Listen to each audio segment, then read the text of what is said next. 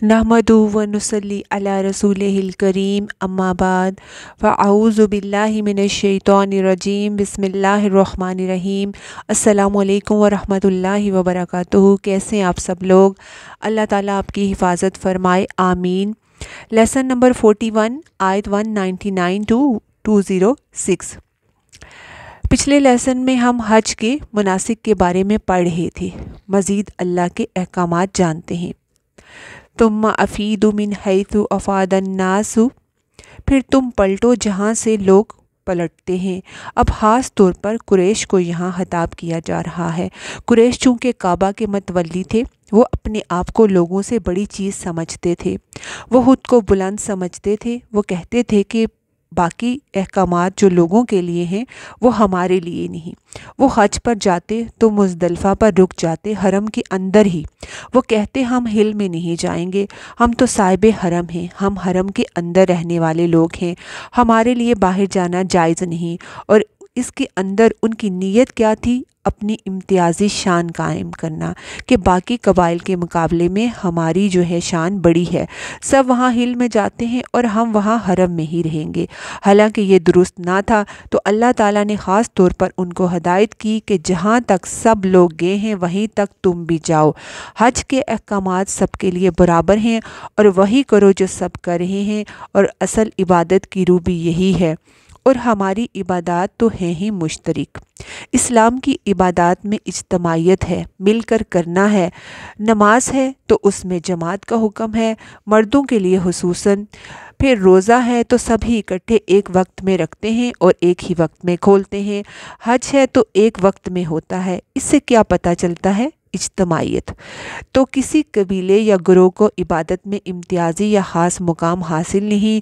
और नबी सल्लल्लाहु अलैहि वसल्लम ख़ुद अरफात तक गए। हज़रत जाबिर रज़ी अल्लाह ताला अन्हु की रवायत है कि आप सल्लल्लाहु अलैहि वसल्लम ने जाते हुए मशर हराम में क़याम नहीं किया, बल्कि नमरा में क़याम किया, जहाँ मस्जिद नमरा है। और सूरज के ज़वाल के बाद आप अरफा तशरीफ़ ले गए और फिर शाम तक वकूफ़ किया, रुके, फिर मुज़दलिफ़ा रात को वापस लौटे। तो तुम भी सब वहीं से लौटो जहाँ सब लोग जहाँ से लौटते हैं। वस्तग़फ़िरुल्लाह, और अल्लाह से बख्शिश मांगो।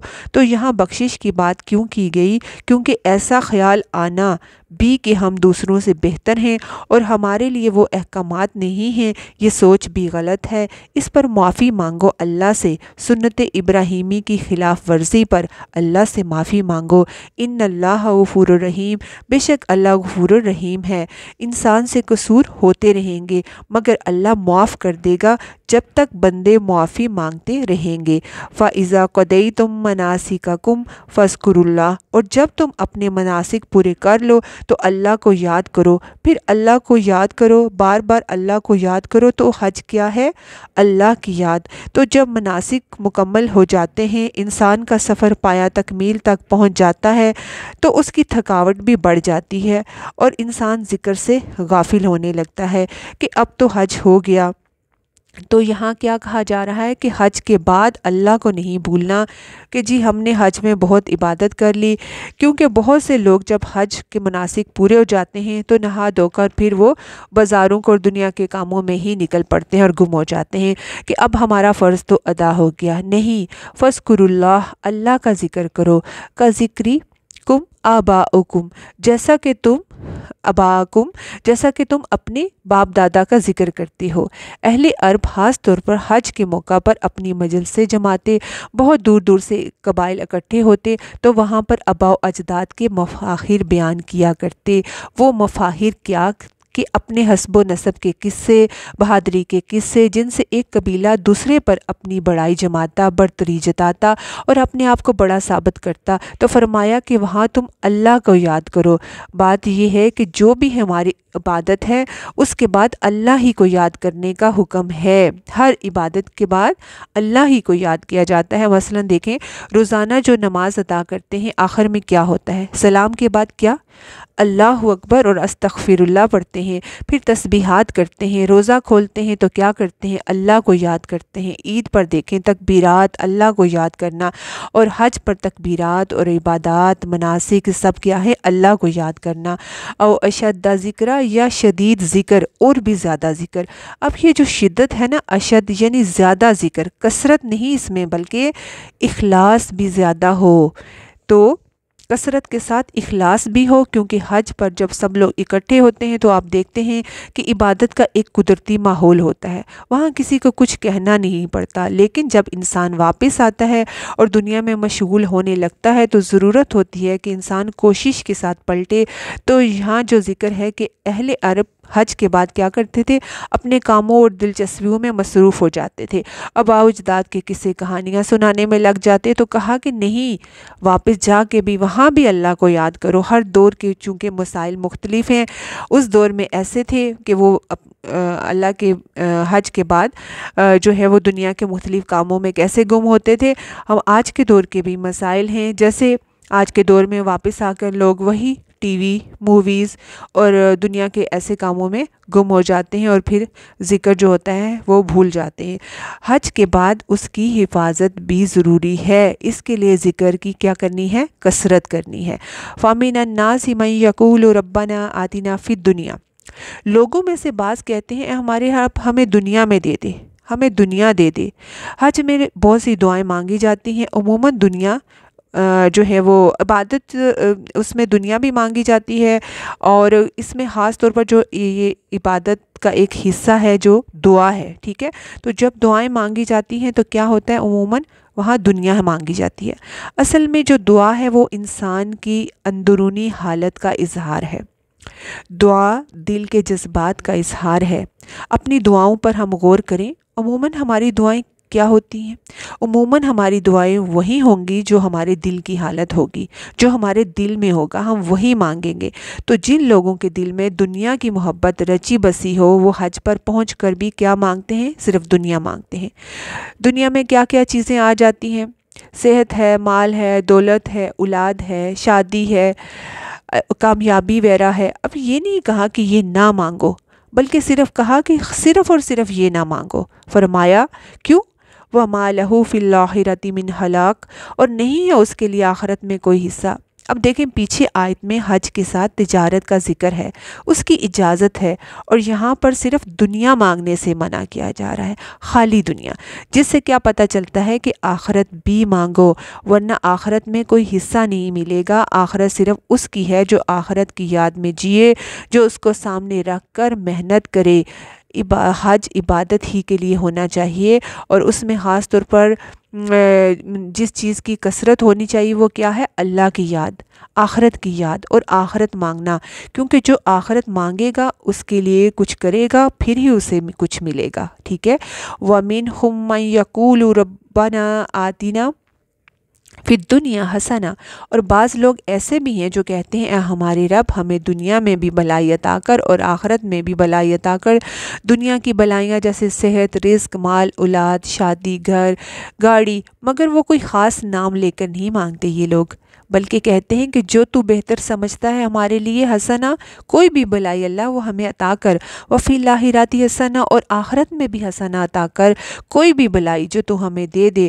اور آخرت کی حسنہ کیا ہے؟ آخرت کی حسنہ مثلا جنت ہے، اور اس میں حسنہ میں جو ہے جیسے دائیں ہاتھ میں اعمال کا ملنا، میزان کا باری ہونا، اور وغیرہ وغیرہ۔ اور جو خاص بھلائی بھی ہے آخرت کی وہ ہے اللہ کا دیدار۔ اب زبان سے ہر چیز تو الگ الگ ہم بول کر مانگ نہیں سکتے، کبھی انسان بھول بھی جاتا ہے، تو جب ہم یہ دعا مانگتے ہیں ربنا آتنا فی الدنیا حسنۃ وفی الآخرۃ حسنۃ وقنا عذاب النار، تو اس میں سب آ جاتا ہے۔ اور خاص طور پر یہ دعا کب مانگی جاتی ہے؟ طواف کے کس حصے میں؟ تکمیل طواف کے وقت رکن یمانی سے حجر اسود کے بیچ میں نبی صلی اللہ علیہ وآلہ وسلم خصوصی طور پر یہ دعا پڑھا کرتے تھے، کیونکہ اس میں ہم دنیا اور آخرت ہر چیز اللہ سے بھلائی مانگ لیتے ہیں۔ وقنا عذاب النار، اور بچا ہم کو آگ کی عذاب سے، کیونکہ انسان کے پاس کتنی ہی بلائیاں ہوں، کتنا کچھ بھی ہو، اگر وہ جہنم کی آگ سے نہیں بچا تو کچھ بھی نہیں بچا۔ اس کے لیے اصل کامیابی وہ جو جہنم کی آگ سے بچا لیا گیا اور جنت میں داخل ہوا۔ اولئک لہم نصیب مما کسبوا، یہی لوگ، ان کے لیے ایک حصہ ہے اس میں سے جو انہوں نے کمائی کی۔ ایسے لوگوں کو ان کی کمائی کا حصہ ملے گا، یعنی اچھا کرنے والے کو اچھا اور برا کرنے والوں کو برا ملے گا۔ اللہ تعالیٰ برائیاں تو انسان کے عمل کے مطابق ہی دیں گے، یعنی جتنی کسی نے برائی کی اس کو اتنا بدلہ ملے گا، لیکن نیکیوں کے معاملے میں اللہ کا فضل ہے، ایک نیکی پر کم سے کم 10 ثواب اور کئی گنا، جتنا جس میں اخلاص زیادہ ہوگا، اور تو اس کو جو ہے وہ کسبو جو ہے ہر ایک کو، یعنی کہ درجے اس کے عمل کے مطابق ملیں گے، جیسے جنت کے بھی 100 درجے ہیں۔ واللہ سریع الحساب، اور اللہ جلد حساب لینے والا ہے۔ حساب یہ حسیبہ سے ہے، لینے دینے کے لیے آتا ہے، اور یہاں محاسبے کے معنوں میں ہے کہ اللہ بہت جلد محاسبہ کر لے گا، بندوں کا حساب جلد لے لے گا۔ کتنا جلد؟ ایام دنیا کے ایک دن میں، اور دن کے بھی ایک حصے میں ظہر سے پہلے سب کا حساب ہو چکا ہوگا۔ اچھا، اس دن مومن کا حساب کیسے ہوگا؟ کیونکہ مومن نے بھی دیکھیں نیکیاں بھی کی ہوں گی اور برائیاں بھی کی ہوں گی، نیکیوں کو مگر برائیاں بھی ہیں۔ اب کیا ہوگا کہ اللہ تعالیٰ مومن سے تنہائی میں ملیں گے، اکیلے، کوئی اور نہ ہوگا پاس، اور پوچھیں گے اس سے کہ دیکھو یہ کی تھی نا غلطیاں، برائیاں، اس کو دکھائیں گے، کیونکہ اس دن انسان اپنا شر دیکھے گا اور وہ ڈر جائے گا، لیکن مومن اعتراف کرے گا، کیونکہ مومن دنیا میں بھی اعتراف کرتا ہے۔ بدبخت تو دنیا میں بھی اپنی غلطی نہیں مانتے، اور وہاں بھی مکر جائیں گے کہ ہم نے یہ غلط نہیں کیا، ہم نے شرک نہیں کیا۔ تو اس سے سبق اور نصیحت کیا ملتی ہے کہ ہمیں دنیا میں بھی انسان کو کثرت سے اپنی غلطیاں ماننی چاہیے کہ یا اللہ میں اعتراف کرتی ہوں یہ سارے قصور مجھ میں ہیں، بس میں اپنی سب غلطیاں مانتی ہوں، بس تو مجھے معاف کر دے، مجھے صرف تیری رحمت کی امید ہے۔ تو اللہ تعالیٰ فرمائیں گے کہ میں نے دنیا میں بھی ان کو چھپا دیا تھا، کسی کو نہ بتایا تھا، اور آج بھی میں تجھ کو ڈھانپ دوں گا، کسی کو پتہ نہ چلے گا، اور اس پر مومن خوش ہو جائے گا۔ وہ جو دعا ہے نا، اللہم حسبنا حسابا یسیرا، تو یہ ہے حسابا یسیرا کہ اللہ تعالیٰ دکھائے اور چھپا دے، کیونکہ جس سے پوچھ لیا گیا، سوال کر لیا گیا کہ کیوں کیا تھا، کسی کے پاس جواب نہیں۔ اور اس کے علاوہ کچھ لوگ تو بلا حساب آگے چلے جائیں گے، جنت میں جائیں گے، وہ روکے نہیں جائیں گے۔ یہ وہ لوگ ہوں گے جو کبھی شرک نہ کریں گے، اور اللہ جلد حساب لے لے گا، دیر نہیں کرے گا۔ وَاذْكُرُوا اللَّهَ فِي أَيَّامٍ مَّعْدُودَاتٍ، اور یاد کرو اللہ کو گنے چنے دنوں میں۔ اس کا مطلب یہ نہیں کہ صرف وہیں پر، بلکہ عام دنوں میں بھی اللہ کو یاد کرو، لیکن ان دنوں میں خاص طور پر، اور ان دنوں کے ہر عمل خاص طور پر اللہ کی یاد پہ مبنی ہوتا ہے۔ اور ایام معدودات سے مراد ایام تشریق ہیں، اور یہ کون سے ہوتے ہیں؟ 11، 12، 13 جو مینا میں گزارے جاتے ہیں۔ پیچھے آیت میں مزدلفہ تک کی بات ہوئی تھی، اب مزدلفہ سے آگے دنوں کی بات ہو رہی ہے کہ اس میں کیا کرنا ہے۔ اصل میں تمام مناسک آپ کو سکھائے جا رہے ہیں کہ عرفہ میں جانا ہے، مزدلفہ میں جانا ہے، اور یہ مینا میں قیام کرنا ہے، اور مینا کے دنوں میں کیا کرنا ہے؟ اللہ کو یاد کرنا ہے۔ اور حدیث سے بھی ہمیں پتہ چلتا ہے، نبی صلی اللہ علیہ وآلہ وسلم نے فرمایا ایام تشریق کیا ہیں؟ کھانے پینے کے دن ہیں، اور اللہ کو یاد کرنے کے دن ہیں، اور کچھ نہیں کرنا ہوتا۔ وہاں کنکریاں وغیرہ بھی مارنا بھی جو ہے وہ بھی اللہ کا ذکر ہے، کیونکہ کنکریاں مارتے ہوئے بھی آپ کیا کہتے ہیں، کیا کر رہے ہوتے ہیں؟ بسم اللہ اللہ اکبر کہتے ہیں۔ فَمَن تَعَجَّلَ فِي يَوْمَيْنِ فَلَا إِثْمَ عَلَيْهِ، تو جو کوئی جلدی کرے 2 دنوں میں تو اس پر کوئی گناہ نہیں، یعنی اگر کوئی 2 دن ٹھہر کر نکل جائے مینا سے، اور یہ 2 دن ایام نہر کے بعد ہیں، 11 اور 12 مراد ہیں، اس سے ایام النہر اس میں شامل نہیں، تو اس پر گناہ نہیں۔ وَمَن تَأَخَّرَ فَلَا إِثْمَ عَلَيْهِ، تو جو کوئی تاخیر کرے تو اس پر بھی کوئی گناہ نہیں، یعنی 13ویں تاریخ تک بھی مینا میں رہے، لیکن شرط کیا ہے؟ ایک شرط ہے لمن اتقى، اس کے لیے جو اللہ سے ڈرے، کیونکہ تقوی کے بغیر اگر صرف خود نمائی کے لیے یا خود کو بہت عبادت گزار بتانے کے لیے یہ سب کرے تو کہ ہم تو یہاں پہ رکے ہوئے ہیں اور لوگ سب چلے گئے ہیں اور ہم تو ابھی تک عبادت میں ہیں، یہ ٹھیک نہیں ہے، یہ رکنا اللہ کی خاطر نہیں ہوگا۔ واتقوا اللہ واعلموا انکم الیہ تحشرون، اور ڈرو اللہ سے اور جان لو کہ اس کی طرف تم اکٹھے کیے جاؤ گے۔ یہ ہے حج کا سب سے بڑا سبق۔ حج کا ایکسپیرینس کرنے کے بعد جو لیسن انسان سیکھ سکتا ہے وہ یہ کیا ہے کہ جس طرح عرفات میں اور مینا میں لوگ ایک جگہ اکٹھے ہیں، قیامت کا دن بھی ایسا ہی ایک منظر پیش کر رہا ہوگا، وہاں بھی سب لوگ اکٹھے ہوں گے، یہاں بھی اللہ کے لیے اکٹھے ہوئے اور تب بھی اللہ ہی کی طرف اکٹھے کیے جاؤ گے۔ اور حج کا سفر کیا ہے؟ اللہ کی یاد، اور تمام عبادات اور مناسک بھی اللہ کا ذکر ہیں، اس کی یاد قائم کرنے کے لیے ہیں۔ زبانی ذکر ہے اور مناسک جیسے طواف، سعی، رمی وغیرہ عملی ذکر ہیں، اور اللہ کا ڈر ہوگا تو تمام اعمال درست ہوں گے۔ اور کچھ لوگ حج پر بھی جاتے ہیں مگر ان کا مقصود دنیا ہوتی ہے اور وہاں پہنچ کر بھی ان کی دعائیں صرف دنیا کے لیے ہوتی ہیں، اور کچھ لوگ دنیا اور آخرت دونوں مانگنے والے ہوتے ہیں۔ تو یہ دو کردار ہیں۔ اب اگلی آیات میں بھی ہم ان دو کرداروں کے بارے میں جانیں گے۔ قرآن کا یہ خاص انداز ہے کہ وہ انسان کو سوچنے، سمجھنے اور غور و فکر کا موقع دیتا ہے، دونوں راستے کھول کر بتا دیتا ہے اور پھر پڑھنے والے، سننے والے پر چھوڑ دیتا ہے کہ وہ اپنے لیے کس راہ کا انتخاب کرتے ہیں۔ تو پہلی قسم کا کردار کیا ہے؟ وَمِنَ النَّاسِ مَن يُعْجِبُكَ قَوْلُهُ فِي الْحَيَاةِ الدُّنْيَا، اور لوگوں میں سے ایسے لوگ بھی ہوتے ہیں جن کی باتیں تمہیں حیرت زدہ کر دیتی ہیں، جن کی خطابت، فصاحت و بلاغت، بات کرنے کا انداز تمہیں مسحور کر دیتا ہے، لیکن وہ ساری باتیں کس کے بارے میں ہوتی ہیں؟ کس چیز کے وہ ماہر ہوتے ہیں؟ دنیاوی امور کے، دنیا کے بارے میں خوب جانتے ہیں اور دنیاوی ترقی بھی خوب حاصل کی ہوئی ہوتی ہے، لہٰذا جب وہ اپنی فیلڈ میں بات کرتے ہیں تو دوسروں کو حیران کر دیتے ہیں، ان کے دل موہ لیتے ہیں۔ وَيُشْهِدُ اللَّهُ عَلَى مَا فِي قَلْبِهِ، اور وہ اللہ کو گواہ بناتے ہیں اس پر جو ان کے دلوں میں ہے کہ ہم تمہارے بہت خیر خواہ ہیں۔ یعنی نمبر ایک، خوبصورت باتوں سے دوسروں کے دل موہ لیتے ہیں، اور نمبر دو، لوگوں کو قسمیں کھا کر بھی یقین دلاتے ہیں کہ ہم تمہارے بہت خیر خواہ ہیں، لہٰذا پوری طرح ان کو اپنے جال میں پھانس لیتے ہیں۔ لیکن حقیقت میں وہ ایسے نہیں ہوتے۔ حقیقت کیا ہے؟ وَهُوَ أَلَدُّ الْخِصَامِ، حالانکہ وہ سخت جھگڑالو ہوتے ہیں، جھگڑنے والوں میں سے سخت جھگڑالو ہوتے ہیں۔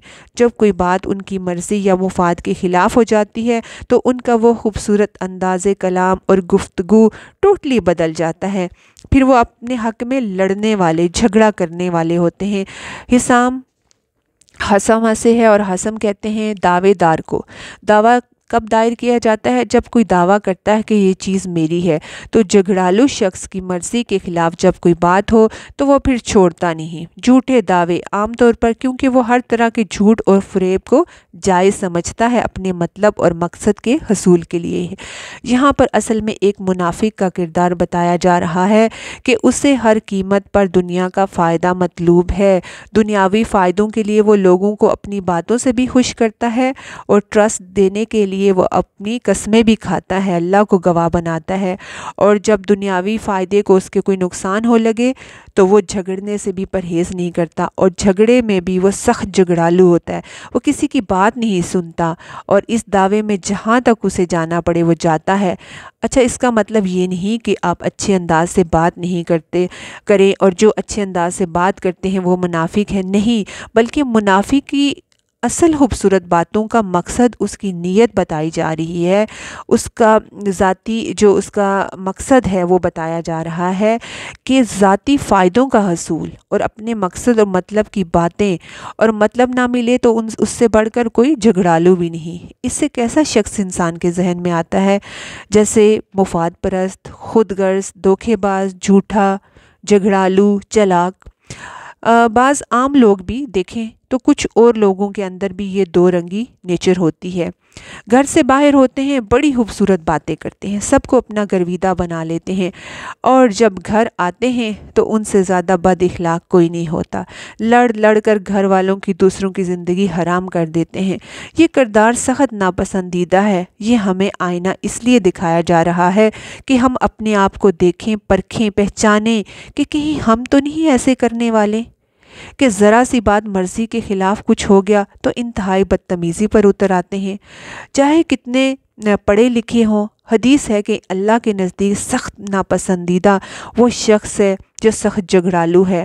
اب اس کی عملی صورت کیا ہے؟ وَإِذَا تَوَلَّى، اور جب وہ پلٹ کر جاتا ہے، یعنی ایک طرف تو سب کے سامنے بڑی اچھی باتیں کرتا ہے، لوگوں سے پرفریب باتیں کر کے انہیں دھوکے میں مبتلا کر کے، لیکن عملی طور پر کیا کرتا ہے؟ جب پلٹ کر جاتا ہے، اور تولا کا ایک معنی جو ہوتا ہے وہ حکومت حاصل کرنا بھی ہے، اقتدار، یعنی جیسے آپ کچھ لیڈرز کو دیکھ لیں، لوگوں کو باتیں کر کر کے انہیں خواب دکھا کے انہیں دیوانہ کر دیتے ہیں، لیکن جب حکومت مل جاتی ہے تو کیا کرتے ہیں؟ فی الارض لیفسد۔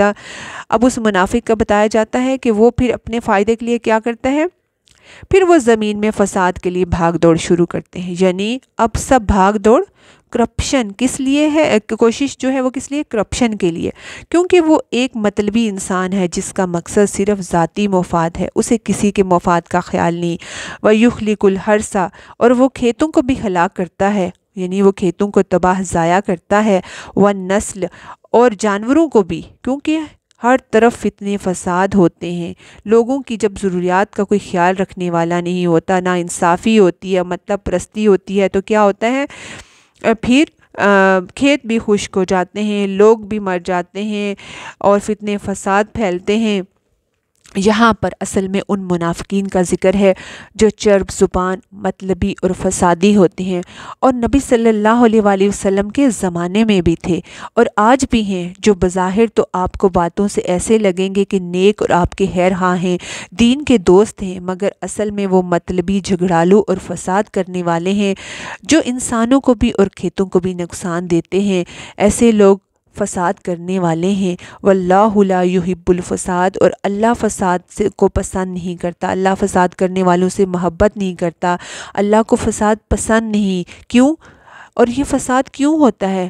لوگوں کے اعمال کی وجہ سے۔ قرآن میں ہے اللہ کی طرف سے سزا کے طور پر، تاکہ لوگ پلٹیں۔ وَإِذَا قِيلَ لَهُ اتَّقِ اللَّهَ، اور جب اسے کہا جاتا ہے کہ اللہ سے ڈرو، جیسے کوئی اہل علم یا اہل ایمان، کوئی بھی جس کے پاس علم ہو، وہ اسے روکتا ہے کہ اللہ سے ڈرو اور گناہ سے بچو، مگر وہ نہیں مانتا، منافق نہیں مانتا۔